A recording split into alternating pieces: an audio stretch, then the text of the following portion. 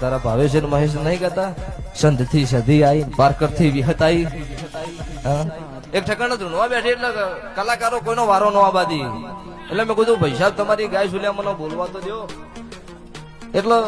10 કલાકાર પૂરેપૂર થઈ ગયેલા મક્ષીભાઈ મેં કીધું પછી હવે કોમ કરો તમે આમાં કઈ હોમે આવતા રહેજો ગુઓ એટલે કે શું છો બુવાજી મેં કહું તમે બધું ગાઈ દીધું